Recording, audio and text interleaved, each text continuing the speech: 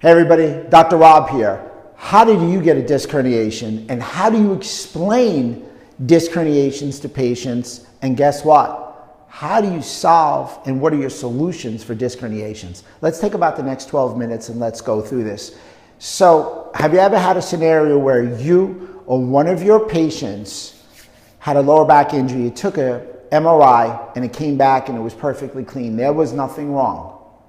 And then a year later, that patient, or 2 years later, that patient comes back, says there's no trauma, my back is hurting, it's driving me crazy, I got a little pain going down my leg, and you retake that MRI 2 years later, and what happens? 2 bulging discs and 1 herniated disc.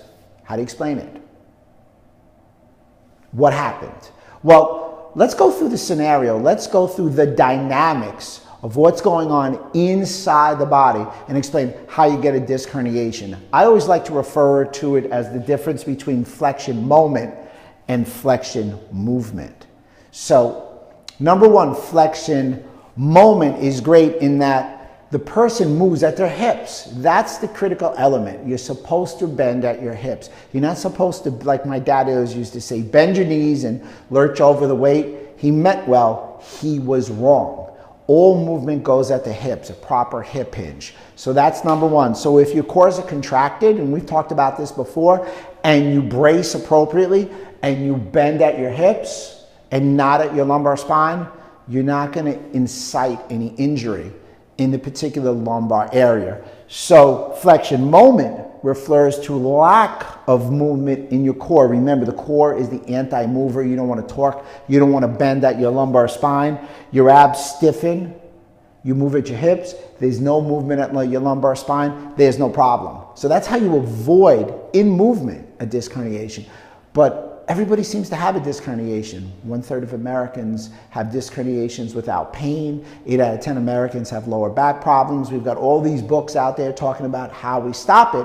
One of the biggest reasons for lower back is flexion moment, flexion movement. You're flexing at your lumbar spine. You're allowed 28,000 flexions in your lumbar spine. Flexion in your lumbar spine, 28,000, that's without rotation or compression. So imagine if you're rotating and you get some compression, like you got a weight on your back and you twist, you're going to exponentially increase that. So take a second and think about this. 28,000 bends at your lumbar spine, you have a herniated disc.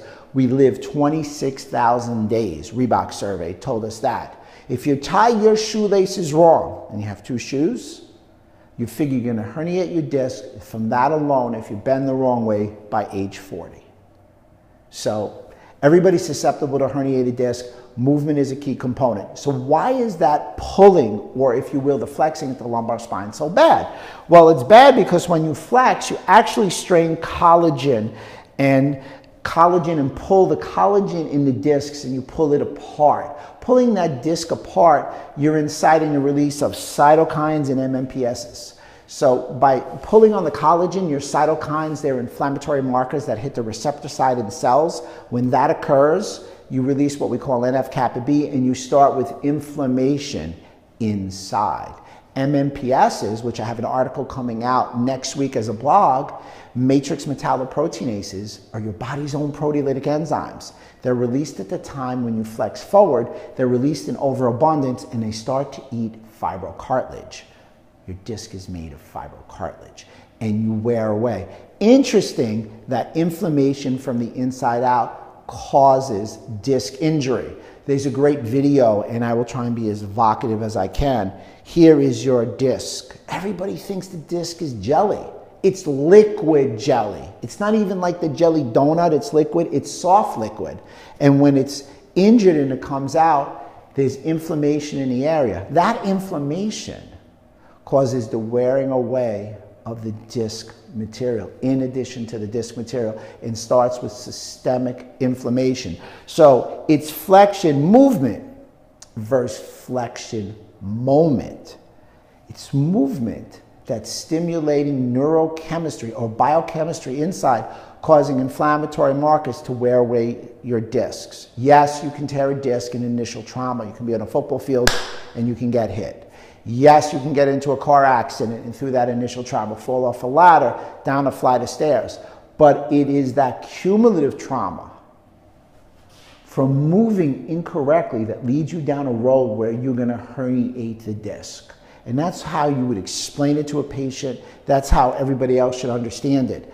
I can tell you if you're susceptible to disc injury. If you come in and you bend when you sit like this at your lumbar spine, it's no surprise that someone's walking in my office and complaining about lower back pain. So now we talked about the problem. So what's the solution? So here we go.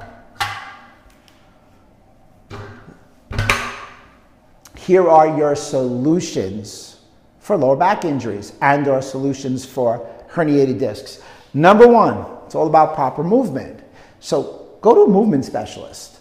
Go to some chiropractor like myself who specializes in body mechanics and movement. You know, I go through the gym and I watch people lift weights. And I can tell you that it is the cornucopia for me of prospective patients because everybody's doing something wrong.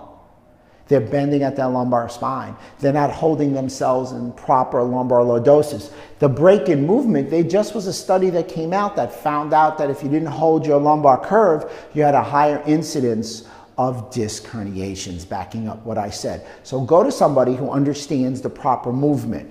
Go to somebody, and I have my own video. Anybody who's interested can shop on my website, which is up here, drrobertsilverman.com. It's a functional movement assessment. It's a 2-hour video that breaks down movement in 7 simple steps.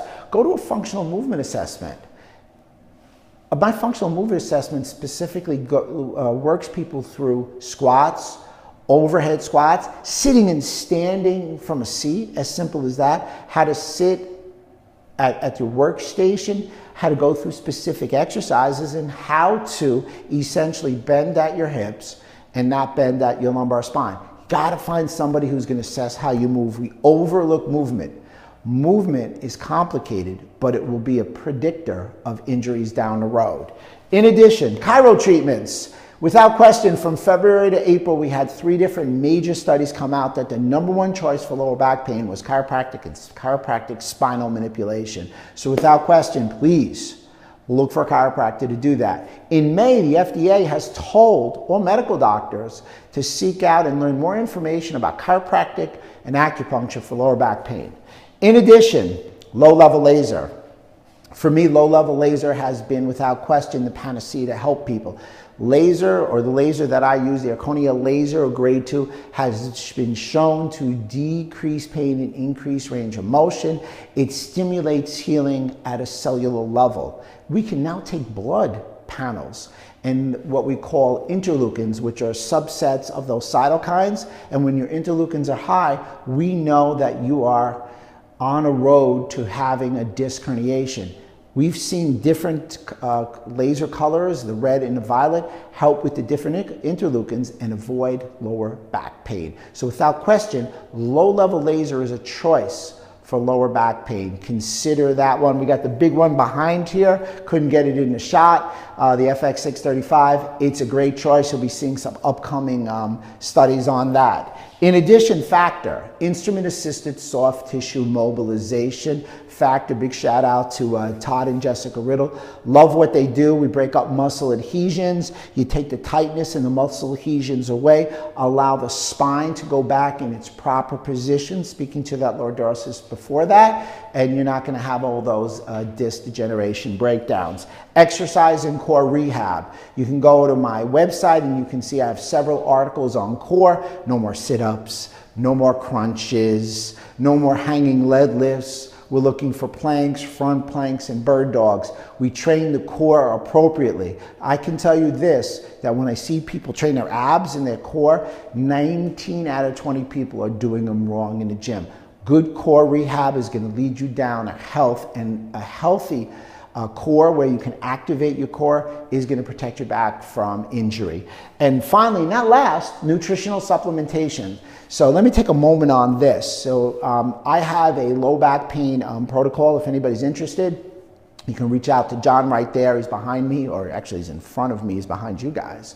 And we have a lower back rehab nutritional supplementation package. In that, it includes glucosamine and chondroitin, which is shown to help hydrate discs. I use specialized pro-resolving mediators, SPMs, which help with the resolution of inflammation so the discs don't continue to break down. Probiotics has shown to help and help specifically heal in the lumbar area, and I have some packets of turmeric, curcumin, ginger, boswellia, and the like that are very much anti-inflammatory. They help bring down inflammatory markers so you don't attack yourself. These are some of the small things that I recommend for and to avoid lower back injuries and disc injuries. John, we have any questions? Yeah, you mentioned some of the stuff you see at the gym. What are the 3 most common mistakes you see people making at the gym? Great question. Number 1, poor movement, referring to sit-ups. They're just sitting there, flexing their lumbar spine. So you've heard me say this multiple times on Facebook. They break at their lumbar spine, they bend, they damage their lumbar spine, they engage their psoas. Their psoas compresses on their spine. It causes just a whole plethora of different things, and that poses an issue. In addition, you know, it's really funny, but I see a lot of people bend back when they're doing overhead lifts. So they're taking their back, they're losing their normal curve, they're jamming down on their facets, and when they do anything bent over, once again, like a bent over row, they're rounding. So they're not understanding that you want to keep your spine and your core in a tight area. Any kind of long row, or even when I see people row at CrossFit, they're leaning forward and everything like that. That didn't feel good for me either. So those are the 3 movements that I see. You really want to be able to keep your core, your lumbar spine, in a very stable, appropriate position. It shouldn't be bending back and forth too much. And how long does a functional movement assessment take? A good functional movement assessment from soup to nuts, looking from head to toe, takes me 45 minutes, because while I'm doing that, I'm trying to reactivate certain muscles. You can't go without a functional movement assessment. It is interesting. It makes the invisible visible quite quickly. And when should someone do a functional movement assessment? For me, any patient that walks in, I'm always assessing movement. So whether they come with a shoulder injury, neck injury, and obviously a lower back, I'm always assessing movement, because even if you don't have pain, if you don't move well, at some point you'll injure a joint. Great. How can people get a hold of you? Get a hold of me, real simple. You guys know, do me a favor, like this one, like my Facebook. Share this with all your friends. It's short, it's concise, it's information. 8 out of 10 people have lower back pain.